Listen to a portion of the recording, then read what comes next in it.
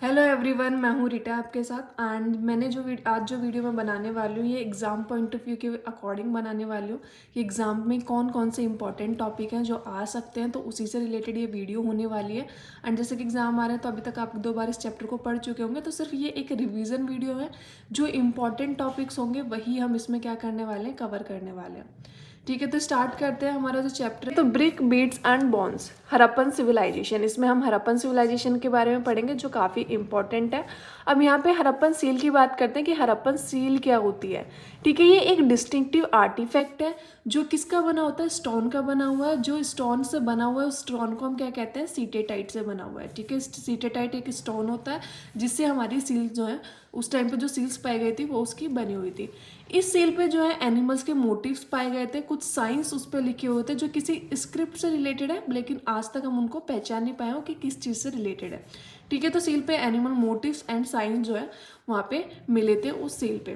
ठीक है, तो हो सकता है पहले के टाइम पे लोग जो है सील वगैरह का काफ़ी ज़्यादा यूज़ करते थे। एक जगह से दूसरी जगह अगर सामान पहुँचाना है तो वहाँ पे सील लगी होती थी, तो उसके लिए इन सील वगैरह का यूज़ जो है बहुत ज़्यादा होता था किसमें, हड़प्पन सिविलाइजेशन में, या फिर हड़प्पन हमारी जो भी कल्चर था उसमें। कि सारे टॉपिक्स नहीं कराऊंगी, जो इंपॉर्टेंट टॉपिक्स है इस चैप्टर के, जो जिनसे रिलेटेड क्वेश्चंस बहुत ज़्यादा आते हैं एग्जाम में, वही जो है टॉपिक्स हम यहाँ पे कवर करने वाले हैं। जिसमें से सेकंड है हमारा मोहनजोदारो, एक प्लान्ड अर्बन सेंटर। ठीक है, मोहनजोदारो की बात करें तो एक ये यूनिक फीचर जो है हमें पाया गया है कि डेवलपमेंट ऑफ अर्बन सेंटर। उस टाइम की बात करें तो वहाँ पे जो है अर्बन सेंटर्स का डेवलपमेंट होने लगा था, जिसमें से मोहनजोदारो जो एक बहुत ही फेमस हमारा सेंटर है। यहाँ पे जो है हमारे वेल नोन साइट्स जो है पाई गई हैं हमारी। यहाँ पे फर्स्ट साइट जो डिस्कवर्ड हुई, जो फर्स्ट साइट जो डिस्कवर्ड हुई थी वो कौन सी हुई थी, हड़प्पा हुई थी। हड़प्पा जो है हमारी सबसे ओल्डेस्ट सिविलाइजेशन है। उसके अलावा जो है मोहनजोदारो जो है वो एक हमारा प्लान जो है अर्बन सेंटर है, जिसके बारे में हम बात करते हैं।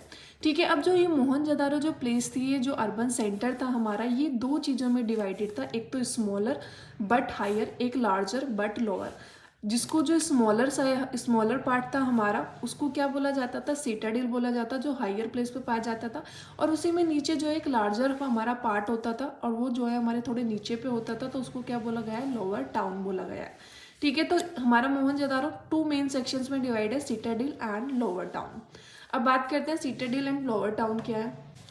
ठीक है, तो सीटाडेल क्या होता है, सीटाडेल में ना बिल्डिंग्स जो है वो कंस्ट्रक्टेड थी on a mud bricks platform की। वहाँ पे भी क्या बना होता, मड का जो एक प्लेटफॉर्म बना हुआ था। उस प्लेटफॉर्म के ऊपर जो है एक बिल्डिंग बनी हुई थी जिसको सीटाडेल बोला जाता था। और ये अच्छे से वॉल्ड की गई थी, ये चारों तरफ से इसके क्या करा हुआ था, इसको अच्छे से जो है क्या किया गया था, वॉल से कवर किया गया था। साथ ही ये फिजिकली सेपरेटेड थी कहाँ से, लोअर टाउन से। जो लोअर टाउन था उससे ये जो है फिजिकली सेपरेटेड थी, इन दोनों के बीच में क्या था, सेपरेशन था। अब सेकंड बात करते हैं लोअर टाउन क्या है। लोअर टाउन जो है वो भी ऑल्सो वॉल्ड था, कि जो हमारा लोअर टाउन यहाँ पे बना हुआ था पूरा एरिया, वो भी क्या किया गया था, वॉल किया गया था। ठीक है, वो लोअर टाउन में हमारी सेवरल बिल्डिंग्स थी, वो भी क्या है, हमारे छोटे छोटे प्लेटफॉर्म्स पे बनी हुई थी, जो उनकी फाउंडेशन है। नीचे प्लेटफॉर्म्स बने होते थे, जो उनकी फाउंडेशन थे, उनके ऊपर जो है बिल्डिंग्स जो है वो बनी हुई थी। ये जो सेटलमेंट्स थे पहले इनको क्या किया जाता था, प्लान किया जाता था, और उसके बाद इनको इम्प्लीमेंटेड किया जाता था। ठीक है, हमें जो है पता चल रहा है, हमने जो स्ट्रक्चर देखा, ऐसा नहीं हो सकता कि कोई गया और उसने डायरेक्ट क्या करा, उसको बना दिया। नहीं, पहले उन्होंने पूरे के पूरे जो हमारा स्ट्रक्चर था उसको प्लान किया है। प्लान करने के बाद उसको क्या किया गया है, कंस्ट्रक्ट किया गया है। जैसे कि आज के टाइम पे होता है, पहले हमारा जो है घर होगा, उसका क्या आता है, एक प्लानर आता है कि किस टाइप का बनेगा, उसके बाद जो है उस पर जो है चीज़ें काम होती हैं। ठीक है, उस टाइम पे अब देखा जाए तो वहाँ पे ब्रिक्स किस टाइप की ब्रिक्स यूज़ की गई थी, यहाँ पे सन ड्राइड ब्रिक्स भी थी और बेक्ड ब्रिक्स भी थी। ठीक है, ऐसी ब्रिक्स भी थी जो सन में सुखा के उन्होंने जो है डायरेक्ट यूज़ की गई थी, और कुछ जो है बेक्ड ब्रिक, जैसे कि आज की हमारी ब्रिक्स होती हैं, उनको जला के जो है उनको जो है भून कर जो है हम क्या करते हैं, ब्रिक्स बनाते हैं। तो वैसी ब्रिक्स भी उस टाइम पे यूज़ हो रही थी। एंड इनका जो एक स्टैंडर्डाइज रेशियो होता था, जो क्या था, हमारा 2:4 का रेशियो होता था, कि सभी ब्रिक्स जो है वो किस शेप की होंगी, 2:4 के रेशियो के अकॉर्डिंग होंगी। ठीक है, तो ये हमारे 2 पार्ट थे, सिटाडेल एंड लोअर टाउन। आगे बढ़ते हैं, नेक्स्ट बात करेंगे मोहनजोदारो को जो कैरेक्टरिस्टिक्स है, मतलब कि मोहनजोदारो जो है उसमें क्या क्या ऐसी खूबियाँ थी जो पाई गई हैं। तो सबसे पहले है लेइंग आउट ड्रेन्स, मतलब कि वहाँ पे क्या थे, ड्रेन सिस्टम्स जो है वो अवेलेबल था। जैसे कि आज के जो घर होते हैं उनमें अच्छे से इम्प्लीमेंट होता है, ऐसे उस टाइम पे भी था। यहाँ पे एक प्लान्ड ड्रेनेज सिस्टम जो है यूज़ होता था, काफ़ी अच्छे से प्लान करके उन्होंने ड्रेनेज सिस्टम बनाया था। लोअर टाउन के जो रोड्स थे एंड स्ट्रीट्स थे वो जो है हमारे अप्रोक्सीमेटली ग्रिड पैटर्न के बने होते हैं। ग्रिड पैटर्न क्या होता है, जो एक दूसरे को किस पे 90 डिग्री पे क्या करता है, इंटरसेक्ट करता है। तो उस टाइम पे भी जो है पूरा ग्रिड पैटर्न जो है वो यूज़ किया गया था। स्ट्रीट्स जो थी with drains were laid out first and then houses were build along them. पहले जो है ड्रेन सिस्टम बनाया गया होगा, पहले उन्होंने पूरा ड्रेन सिस्टम बनाया गया होगा, उसके बाद जो है उन्होंने उस पर क्या करेंगे, हाउसेस बिल्ड किए होंगे जिस हिसाब से वो पैटर्न बना हुआ है। तो उसके अकॉर्डिंग पहले ड्रेनेज सिस्टम बना था और उनके बाद जो है उन्होंने क्या बनाया, उनके ऊपर हाउसेस बिल्ड करे। ठीक है, नेक्स्ट कैरेक्टरिस्टिक्स पे चलते हैं। ठीक है, नेक्स्ट है डोमेस्टिक आर्किटेक्चर की। अगर हम बात करें, जो रेजिडेंशियल बिल्डिंग थी जहाँ पे लोग बाग रहते थे उनमें वो कैसी होती थी, वहाँ पे सेंटर्ड ऑन कोर्टयार्ड, वहाँ पे बीच में क्या होता था, कोर्टयार्ड होता था विद रूम्स ऑल साइड्स, और उसके चारों तरफ हमारे क्या होते थे, रूम्स वगैरह होते थे। कंसर्न फॉर प्राइवेसी, उनकी जो अगर मोहनजोदारो के घर देखे तो उससे पता चलता है कि लोग बाग उस टाइम पे प्राइवेसी को लेके बहुत ज़्यादा कंसर्न थे।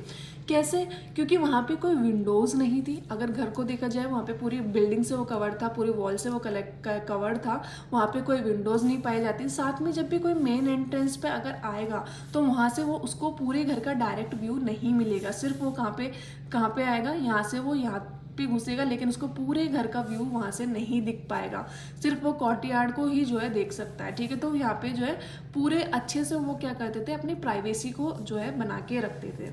ठीक है, बाथरूम जो होते थे वहाँ के वो पेव थे, ब्रिक्स थे, मतलब कि उस टाइम पे भी जो है वहाँ पे नीचे से पक्के बाथरूम जो है बनाए जाते थे जहाँ पे ब्रिक्स वगैरह लगी थी। साथ में ड्रेन जो है वो कनेक्टेड थे, किससे, वॉल्स वगैरह से कनेक्टेड थे, एंड वो वॉल्स जो है स्ट्रीट से कनेक्टेड थे। ठीक है, तो वो ड्रेन जो है, जैसे यहाँ पे वॉशरूम है तो वॉशरूम के पीछे वॉल होती थी और वो वॉल जो है स्ट्रीट से कनेक्टेड थी, तो वहाँ से ईजिली ड्रेनेज हो जाता था। स्टेयर केस जो है, वहाँ पे स्टेयर केस भी अवेलेबल थे कि सेकंड स्टोरी पे और रूफ पे जाने के लिए स्टेयर केस भी अवेलेबल थे। हाउसेस में क्या होता था, वहाँ पे जो हाउसेस है वहाँ पे क्या पाया जाता था, वेल भी पाया जाता था। ठीक है, यहाँ पे ऐसा माना जाता है कि टोटल 700 वेल जो है वो मोहनजोदारो में पाए गए। ये जितने अभी तक जो है हमारे आर्कियोलॉजिस्ट हैं वो ढूंढ पाए, कितने 700 वॉल्स मोहनजोदारो में पाए गए। ठीक है, नेक्स्ट बात करते हैं, तीसरा जो हमारा इंपॉर्टेंट कैरेक्टरिस्टिक है वो क्या है, हमारा सीटाडिल है। Probably use for special public purpose. ऐसा माना जाता है कि सीटाडिल जो है वो पब्लिक पर्पज़ के लिए यूज़ होता था, वो रेजिडेंशियल एरिया नहीं था। वहाँ पे रिचुअल्स होते होंगे, वहाँ पे कोई भी अगर बड़ा ओकेज़न है तो वो वहाँ पे मनाया जाता होगा। सीटाडिल में अब ये हमें कैसे पता चलता है, तो सीटाडिल में हमें क्या मिले, वेयर हाउसेस मिले जहाँ पे लोअर ब्रिक पोर्शन है एंड साथ में अपर पोर्शन है जो प्रोबेबली किसका बना हुआ है, हमारा वुड का बना हुआ था। तो वेयर हाउसेस कुछ भी अगर ज़्यादा होता था तो वहाँ पे वो स्टोर्ड होता था। आगे बढ़ते हैं, ग्रेट बाथ, मतलब वहाँ पे जो है एक रेक्टेंगुलर टैंक था। ठीक है, यहाँ पे जो है रेक्टेंगुलर टैंक था जहाँ पे स्टेयर्स से उन पे नीचे जाया जाता था। ठीक है, तो यहाँ पे क्या पाया गया, लार्ज रेक्टेंगुलर टैंक पाया गया है जो सराउंडेड था by a corridor on all 4 side, चारों साइड से वहाँ पे क्या लगे हुए थे, हमारे कॉरिडोर्स लगे हुए थे। 2 flights of steps on the north and south leading into the tank. North और साउथ की साइड में क्या थे कि वहाँ से जो है स्टेयर केस लगे थे कि हम उसके अंदर जा सकते हैं और उससे बाहर आ सकते हैं। साथ में रूम्स ऑन 3 साइड्स, और 3 साइड उनके क्या पाए जाते थे, रूम्स पाए जाते थे। वाटर टैंक जो है flowed into a huge drain. अब जो वाटर टैंक था इसमें क्या था, यहाँ पे एक रास्ता था कि वो बाहर जाके जो है ड्रेनेज हो जाता था। हो सकता है कि उसमें वो पानी वगैरह भरते और बाद में उसको निकाल देते हो। तो ऐसा माना जाता है कि स्पेशल रिचुअल बात के लिए जो है उस टाइम पे लोग बाग उसको क्या करते थे, यूज़ करते थे कि जब भी कोई ओकेजन है, कोई बड़ा रिचुअल है हमारा, तो उसके लिए उसको क्या किया जाता था, यूज़ किया जाता था। तो ये जो है हमारा मोहनजोदारो का जो है इंपॉर्टेंट कैरेक्टरिस्टिक्स है, वो कैसे बना हुआ था, ये काफ़ी इंपॉर्टेंट है, बहुत बार इससे रिलेटेड जो है क्वेश्चंस आ जाते हैं। नेक्स्ट टॉपिक पे बढ़ते हैं हम। नेक्स्ट है हमारा, नेक्स्ट टॉपिक है ट्रैकिंग सोशल डिफरेंसेस, कि हमें कैसे पता चला है कि उस टाइम पे मोहनजोदारो के टाइम पे भी लोगों के बीच में क्या है, डिफरेंसेस होते थे, सोशल डिफरेंसेस थे या नहीं थे। तो आर्कियोलॉजिस्ट ने वो किसके अकॉर्डिंग पता किया, एक तो हमारे बुरियल्स।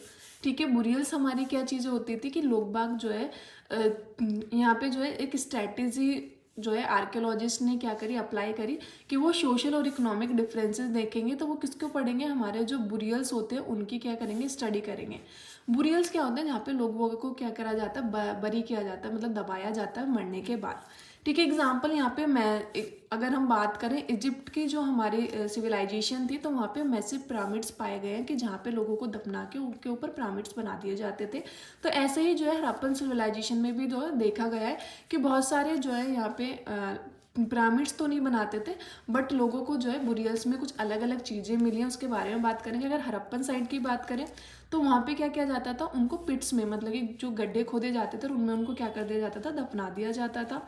जो डिफरेंस बुरियल पिट्स थे वाज मेड, मतलब ये देखा गया कि बुरियल जो पिट्स जो है वो अलग अलग टाइप के बने हुए मिले हैं। कुछ जो थे वो ग्रेव्स कंटेनिंग पॉटरी, कुछ में पोट्रीज मिली हैं, ऑर्नामेंट्स मिले हैं। ऐसा जब हमें ऑर्नामेंट्स एंड पोट्रीज वगैरह मिली है तो उससे एक चीज़ पता चलता है कि लोग बाग जो थे वो आफ्टर लाइफ पर क्या करते थे, बिलीव करते थे कि मरने के बाद भी कोई लाइफ होती है। साथ में क्या कुछ पिट्स थे जिनमें ज्वेलरीज फाइंड आउट हुई हैं, हमारी ज्वेलरी फाइंड आउट हुई हैं। मिड 1980s में अगर हम बात करें, यहाँ पे ना एक जो है ऐसी पिट मिली थी जिसके अंदर जो है एक ऑर्नामेंट मिला जिसमें 3 सेल्स लगे हुए थे, जिसमें रिंग्स थी एंड जेस्पर बीड वगैरह वहाँ पे उसमें यूज हो रहे थे, बहुत छोटे छोटे बीड थे। वो स्कमेल ऑफ स्कल्प से फाइंड आउट हुआ था, मतलब एक टाइप से मुकुट टाइप में वो था। ठीक है, तो बरीड विद कॉपर मिरर, साथ में कॉपर मिरर्स भी मिले। तो हम बिलीव नहीं कर सकते कि ये प्रीशियस थिंग जो है वो किस चीज़ के लिए जो है बरीड की गई थी। तो इससे थोड़ा सा डिफरेंसेस तो पता चलता है कि कुछ जो थे उनके अंदर जो है नॉर्मल हमें क्या मिली है, नॉर्मल चीज़ें मिली है जो डोमेस्टिक पर्पज़ के लिए यूज होती है। कुछ के अंदर हमें कुछ जो है लग्जरी और कुछ थोड़ी डिफरेंट चीज़ें जो है मिली हैं, तो उससे थोड़ा सा सोशल डिफरेंसेस लगता है, बट ज़रूरी नहीं है कि वो सोशल डिफरेंसेस जो है हमारा हो। ठीक है, बुरियल्स के अलावा हम किससे पता कर सकते हैं, लग्जरी चीज़ों से हम कर सकते हैं। आज के टाइम पे अगर हम बात करें तो हमें कैसे पता चलता है कि कोई इंसान रिच है और कोई गरीब है, और जो रिच इंसान होगा जरूर उनके पास में लग्जरी चीज़ें पाई जाएंगी जो नॉर्मल लोगों के पास नहीं होती है। तो अनदर स्ट्रेटेजी क्या आती है कि हम क्या करेंगे, आर्टिफैक्ट्स देखेंगे कि वो आर्टिफैक्ट जो है वो लग्जरी है या फिर यूटिलिटेरियन है। हमारे लग्जरी चीज़ें कहीं कहीं पाई जाएंगी और यूटिलिटेरियन चीज़ें जो है वो डेली यूज़ के लिए हर किसी के पास पाई जाती हैं। तो यहाँ पे हम बात करें तो यहाँ पे डेली यूजेस, यूटिलिटेरियन जो चीज़ें थी वो डेली यूजेस के लिए ऑर्डिनरी मटेरियल की बनी होती थी, स्टोन की या फिर क्ले की, जैसे क्वांस हैं, पोट्री है, निडल्स है, फ्लैश रबर्स है। ये जो है जो पाई गई है distributed through out the settlement, की सेटलमेंट्स के ना बहुत सारी जगह पे ये सारी चीज़ें पाई गई हैं। अब लग्जरी की बात करें, ये जो है रेयर और मेड ऑफ फ्रॉम कॉस्टली, हमारा जो रिसोर्स होता था कॉस्टली सब्सटेंस से बने होते थे। ये लोकली मटेरियल अवेलेबल नहीं होता था, कॉम्प्लिकेटेड टेक्नोलॉजी से बना हुआ होता था। जैसे कि एक लिटिल पोर्ट फाइंड आउट हुआ है फ्रांस का, जो कि मेड ऑफ ग्राउंड सैंड और सिलिका, कि वो सैंड और सिलिका से मिक्स होके बना है, उस पर कलर भी हो रखा था एंड गम वगैरह से उसको अच्छे से फायर्ड वगैरह करके, तो वो किस में आता है, लग्जरी आइटम में आता है। ठीक है, वैल्यूएबल मैटर जो मटेरियल होता है वो generally concentrated in large settlement like Mohenjodaro and Harappa, कि मतलब जो वैल्यूएबल मटेरियल था वो कहाँ पे पाया गया, मोहनजोदारो एंड हड़प्पा में ज़्यादा पाया गया है। और जो स्मॉल सेटलमेंट्स थी जैसे कि कालीबंगन हो गई, वहाँ पे ऐसे इतनी बड़ी बड़ी चीज़ें या फिर ऐसी लग्जरी चीज़ें नहीं मिली हैं। ठीक है, वहाँ से ये सारी चीज़ें कहाँ से रिकवर्ड हुई हैं, होर्ड्स वगैरह से, कि लोग क्या करते थे, चीज़ों को छुपा के या दफना के रख देते थे, तो उनसे वो सारी चीज़ें जो संभाल के वो रख देते थे, तो वहाँ से वो सारी चीज़ें हमें क्या हुई हैं, मिली है, आर्कियोलॉजिस्ट को मिली हैं। ठीक है, तो 2 चीज़ों से हम क्या देख सकते हैं, सोशल डिफरेंसेस देख सकते हैं। एक तो हम बुरियल से देख सकते हैं एंड सेकेंड चीज़ हम क्या देख सकते हैं कि क्या लग्जरी चीज़ें जो है वहाँ पे यूज़ हो रही है, तो उन दोनों से हमें पता चलता है कि सोशल डिफरेंसेस था या नहीं था। नेक्स्ट टॉपिक पे बढ़ते हैं। ठीक है, नेक्स्ट है हमारा मटेरियल फ्रॉम सब कॉन्टिनेंट एंड बियॉन्ड, कि मटेरियल जो है वो सब कॉन्टिनेंट से आता था या फिर उससे दूर से भी आता था।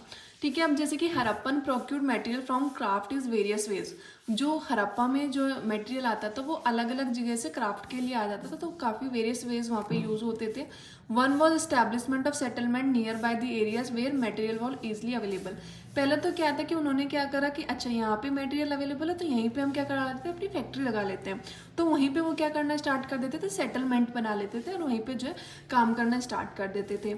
ऐसे जो है 3 हमें इंपॉर्टेंट वो मिली है, जैसे नागेश्वर एंड बालाकोट में जो है सेल्स अवेलेबल थे, तो उनके पास में जो है कुछ हमें ऐसी जो है सेटलमेंट्स मिली है जो उनके नियर बाय थे। सोर्तुगई में far of Afghanistan is another example, Shortugai जो है अफगानिस्तान में, वो भी एक अदर एग्जाम्पल है। वहाँ पे भी लैपिस लजुली मिलता था, तो उसके पास में कुछ सेटलमेंट्स पाई गई हैं।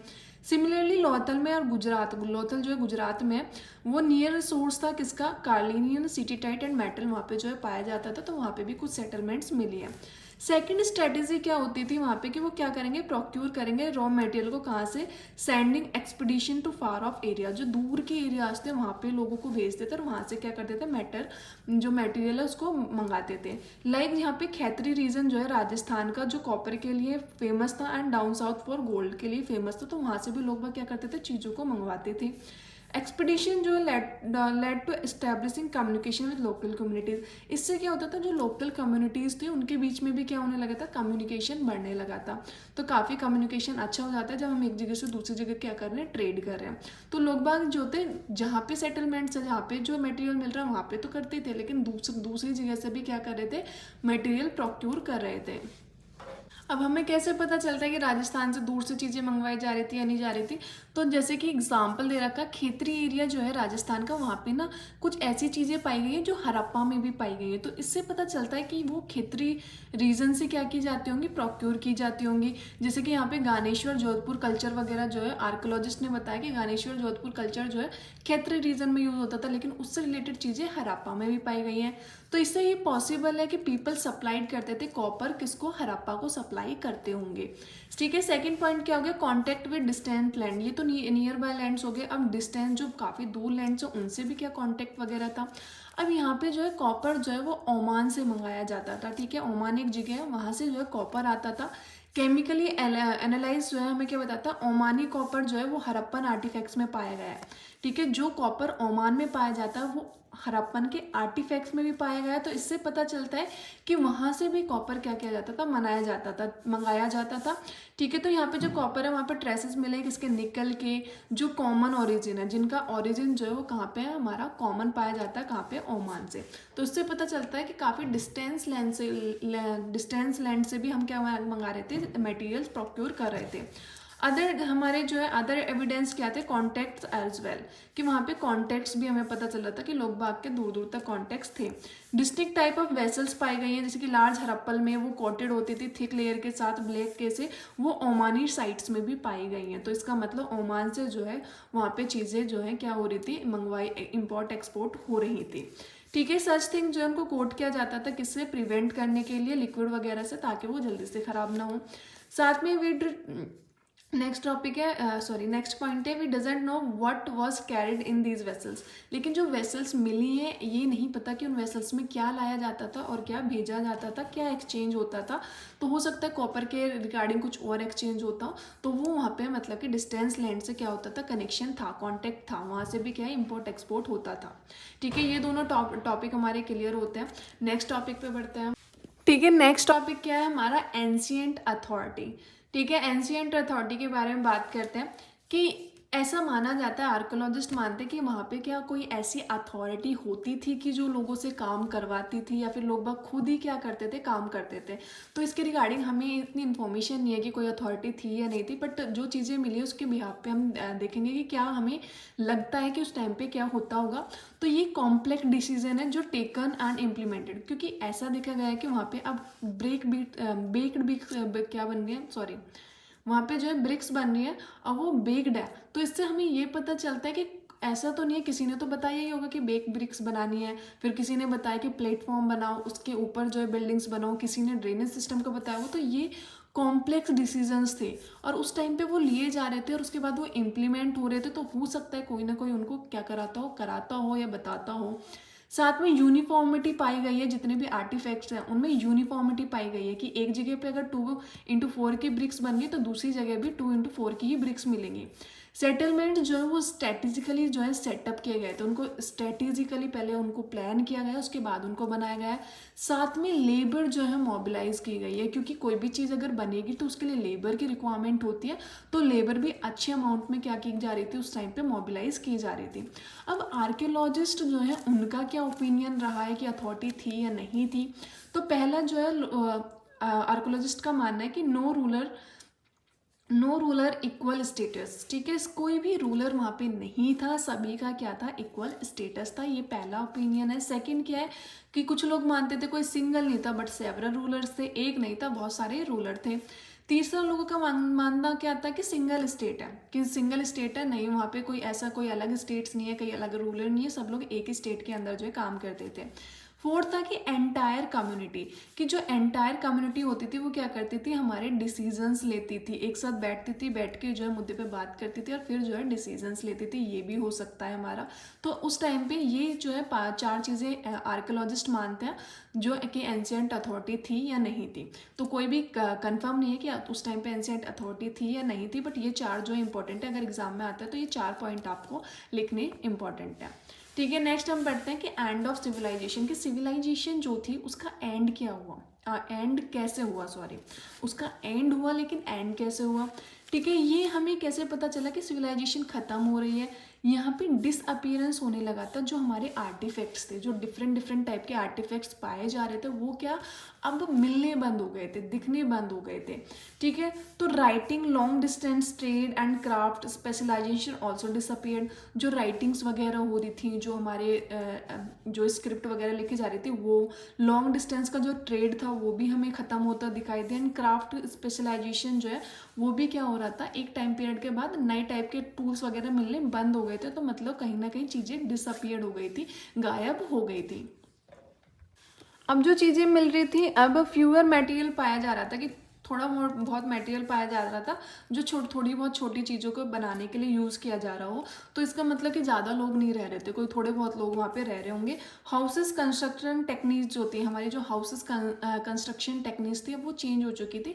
पहले अच्छी अच्छी बिल्डिंग्स थी, पहले अच्छी अच्छी जो है अर्बन सेंटर्स वगैरह था, अब उस टाइप के जो है टेक्निक्स नहीं पाई जा रही थी। तो उससे पता चल रहा है कि सिविलाइजेशन का क्या होने लगा था, एंड होने लगा था। इवन सिविलाइजेशन जो है वो एंड हो चुकी थी। ठीक है, नेक्स्ट टॉपिक में पढ़ते हैं रीजंस क्या रहे होंगे, कि एक सिविलाइजेशन को खत्म होने के क्या रीजंस रहे होंगे। या तो क्लाइमेट चेंज हो गया होगा, ठीक है, बहुत ज़्यादा क्लाइमेट चेंज हो गया होगा तो लोगों को की या तो डेथ भी हो सकती है, लोग बाग एक जगह से दूसरी जगह भी जा सकते हैं। डिफॉरेस्टेशन हो जाना, कि अगर डिफॉरेस्टेशन हो गया तो लोगों को रहने में प्रॉब्लम हो रही है, तो उसकी वजह से भी सिविलाइजेशन खत्म हो गई होगी। ठीक है, फ्लड आ गया होगा, एक्सेसिव फ्लड आ गया होगा, तो इसी की वजह से भी लोग बाग क्या कर गए, शिफ्ट कर गए, या फिर उनकी जो है वो पूरी सिविलाइजेशन डूब गए। Shifting, drawing up of reverse, reverse का सूख जाना, ये बहुत इंपॉर्टेंट है कि हो सकता है रिवर्स जो है वो सूख गए हो, इस वजह से लोग बाग वहाँ से चले गए हो। Over use of landscape, landscape का बहुत ज़्यादा यूज़ करने की वजह से भी जो है सिविलाइजेशन का एंड हो सकता है। फॉरेन इन्वेजन, जैसे कि आर्यंस वगैरह उस टाइम पे आने लगे थे, तो हो सकता है कि फॉरेन लोगों के आने की वजह से भी जो है सिविलाइजेशन का एंड हुआ हो। साथ में स्प्रेड ऑफ एन एपिडेमिक, कि हो सकता है कोई महामारी की बीमारी उस टाइम पे आ गई हो, उसकी वजह से लोग बाग जो है वो जो है ज़्यादा सर्वाइव नहीं कर पाए और सिविलाइजेशन का एंड हो गया है। ठीक है, तो ये हमारा था कि एंड ऑफ सिविलाइजेशन कैसे हुआ है। अब साथ में जो है अब हम नेक्स्ट टॉपिक पढ़ेंगे कि डिस्कवरी कैसे हुई थी हड़प्पन सिविलाइजेशन की। इससे रिलेटेड ना बहुत बार 2 से 3 मार्क्स में, 1 मार्क्स में क्वेश्चन आ जाता है, तो ये आप थोड़ा इंपॉर्टेंट भी है, तो ध्यान दीजिएगा। सबसे पहले हम बात करेंगे कि डिस्कवरी कैसे हुई है हड़प्पन सिविलाइजेशन की। ठीक है, तो डिस्कवरिंग दी हड़प्पन सिविलाइजेशन, की हड़प्पन सिविलाइजेशन कैसे डिस्कवर हुई, इसमें फर्स्ट टॉपिक हमें क्या दे रखा है, कनिंगम्स कन्फ्यूजन। ठीक है, अब कनिंगम कौन था, कनिंगम जो है फर्स्ट डायरेक्टर जनरल था किसका, एएसआई का हमारा, जो जिसने क्या किया था, यूज़ किया था the accounts left by Chinese Buddhist. जो हमारे चाइनीज बुद्धिस्ट इंडिया में आए थे, उन्होंने जो है कुछ अकाउंट्स लिखे थे, इंडिया के बारे में कुछ चीज़ें लिखी थी, वो उन्हें छोड़ के चले गए थे। उन पर कनिंगम्स ने क्या करा था, उन अकाउंट्स को पढ़ा था और उससे जो है इंडिया की हिस्ट्री बताना स्टार्ट किया था, जो 4th से 7th सेंचुरी के बीच की बात है। ठीक है, उसने क्या कहा था, documented and translated inscriptions found during this his survey. उसके सर्वे में जब वो सर्वे कर रहा था, जो उसको इंस्क्रिप्शंस मिले उनको उसने क्या करा, डॉक्यूमेंटेड किया और उनको ट्रांसलेट किया। साथ में टेंडेड टू रिकवर आर्टिफैक्ट, उसने आर्टिफैक्ट्स भी रिकवर करने की कोशिश की। And he miss the significance of Harappa, लेकिन जो हड़प्पा का सिग्निफिकेंस था उसमें वो थोड़ा सा कंफ्यूज हो गया, कि उसे जो भी आर्टिफैक्ट लगे उसको लगा कि वो उसी चाइनीज पीरियड, जो चाइनीज ने बुद्धिस्ट वगैरह के टाइम पीरियड है उस टाइम के ही वो जो है चीज़ें हैं, तो उन्हीं में वो उसको क्या करता गया, एडजस्ट करता गया। और जहाँ हड़प्पा जो सिग्निफिकेंस था उसको उसने कहीं ना कहीं क्या कर दिया, गायब कर दिया, उसको जो है उसने नज़रअंदाज कर दिया। तो इसकी वजह से उसने जो सिग्निफिकेंस थी, जो इंपॉर्टेंस थी हड़प्पन सिविलाइजेशन को, उसको जो है नज़रअंदाज किया। ठीक है, तो ये हमारी कनिंगम्स की क्या रही थी, कन्फ्यूजन रही थी हड़प्पन सिविलाइजेशन को, जो वो एडजस्ट करता रहा किसमें, बुद्धिस्ट चाइनीज टेक्स्ट वगैरह में उसने ऐड किया है। नेक्स्ट हमारा क्या है, जो हमारे नेक्स्ट टॉपिक है न्यू ओल्ड सिविलाइजेशन। ये 10.2 है उसी टॉपिक के अंदर। न्यू ओल्ड सिविलाइजेशन का क्या मतलब है, यहाँ पे दयाराम साहनी एंड रखलदास बनर्जी जो थे, ये जो है क्या कर रहे थे उस टाइम पे, खुदाई कर रहे थे, मतलब दो अलग जगह पे। तो ये दयाराम साहनी कहाँ पे, हड़प्पा पे जो है खुदाई कर रहे थे। तो इनको क्या मिली, कुछ सील्स मिली, जो इन्होंने सील्स डिस्कवर्ड की इन्होंने। सिमिलर सील जो है वो ही बनर्जी को मिली कहाँ पे, मोहनजोदारो में मिली। ठीक है, तो part of single archaeological culture, तो इससे क्या पता चलता है कि ये दोनों ही जगह जो है सेम आर्कोलॉजिकल कल्चर से हमारी क्या करती हैं, बिलोंग करती हैं, या एक का ही पार्ट है, क्योंकि सील्स जो थी वो सिमिलर थी। ठीक है, तो यहाँ पे जब ये किसके अंडर काम कर रहे थे, जॉन मार्शल के अंदर काम कर रहे थे। जॉन मार्शल भी कहता है हमारे डायरेक्टर जनरल थे किसके, ASI के। उन्होंने अनाउंस किया जब उनको वो सील्स मिली, जो कुछ आर्टिफैक्ट्स मिले, तो उन्होंने अनाउंस किया कि discovery of a new civilisation. तो उन्होंने बताया कि यहाँ पे कोई सिविलाइजेशन रहती थी in the Indus valley of the world के इंडस वैली सिविलाइजेशन में। तो SN रॉय जो थे उन्होंने एक बुक में लिखा था, नोटेड कि Marshall left India 3000 years older than me he had found हर।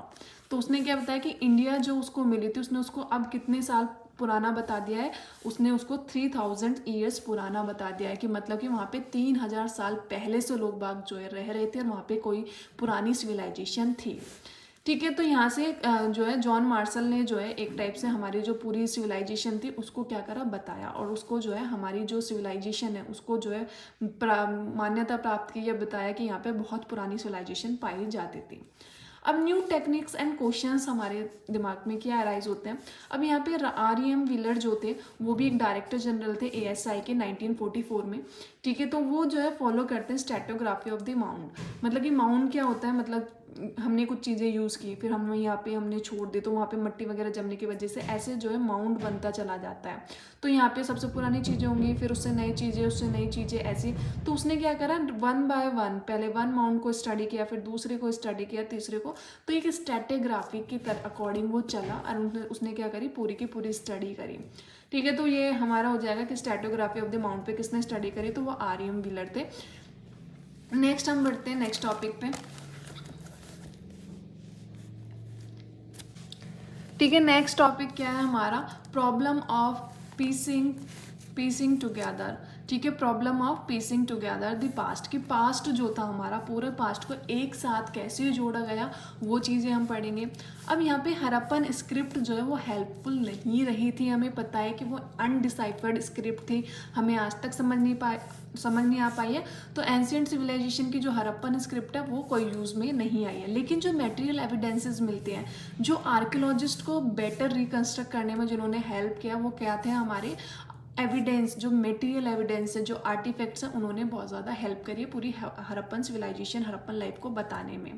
अब जो क्लासीफाइंग करेंगे, जो फाइंड्स वगैरह हमें मिले हैं, तो यहाँ पे रिकवरिंग आर्टिफैक्ट्स। ठीक है, यहाँ पे आर्टिफैक्ट्स को क्या किया गया, रिकवर किया गया, उनसे चीज़ें मिली। सिंपल प्रिंसिपल यूज़ किया गया कि उन्होंने मटेरियल को क्लासीफाई किया, स्टोन, क्ले, मेटल एंड जो भी चीज़ें मिली हैं। सेकंड, उन्होंने क्या किया कि टर्म्स ऑफ फंक्शंस, की फंक्शंस उन्होंने देखे, इंस्टेंस देखे कि आर्टिफैक्ट और टूल जो है, ऑर्नामेंट जो है, वो both are and something else, कि मतलब वो जो आर्टिफैक्ट्स हैं वो किस चीज़ के लिए यूज़ होते थे, वो किस काम में आते थे, वो सारी चीज़ें उन्होंने पढ़ी, और वो किसी और चीज़ के लिए होते थे, वो सारी चीज़ें उन्होंने पढ़ी। रिसोर्सेज कहाँ के जो हमें एविडेंस मिले हैं कि वो कहाँ से आते थे, जैसे ट्रेसेस ऑफ कॉटन पाया गया है, वो कहाँ से मिले, कहाँ से नहीं। साथ में डिपिक्शन इन स्कल्पचर, जो स्कल्पचर्स मिले हैं वो क्या कहना चाहते हैं, वो किस टाइम पीरियड से बिलोंग करते हैं। तो उन सभी चीज़ों को जोड़ के हमने क्या करा, अपने पूरे पास्ट को, पूरी जो हड़प्पन सिविलाइजेशन है, आर्कियोलॉजिस्ट ने उसको क्या करा है, बनाया है। तो ये ही चैप्टर है जो हमारा इम्पोर्टेंट था। यहाँ तक हमारा पूरा चैप्टर काफ़ी इंपॉर्टेंट था। यहाँ पे ये चैप्टर खत्म होता है। ये इंपॉर्टेंट टॉपिक्स है जो मैंने आपको कराया, आप 1-2 बार इनको रिवाइज कर लेंगे तो आपको एग्जाम के क्वेश्चन जो आएंगे इस चैप्टर से वो सॉल्व करना क्या हो जाएगा, ईजी हो जाएगा। अगर आपको ये वीडियो पसंद आई हो तो please like, share and subscribe कीजिएगा। एंड अगर आपको किसी और टॉपिक में कोई डाउट है तो आप मुझे बता सकते हैं, ताकि आप मुझे कमेंट कर सकते हैं, ताकि मैं उससे रिलेटेड भी क्या करूँ, आपके लिए वीडियो बना सकूँ। Thank you for watching this video.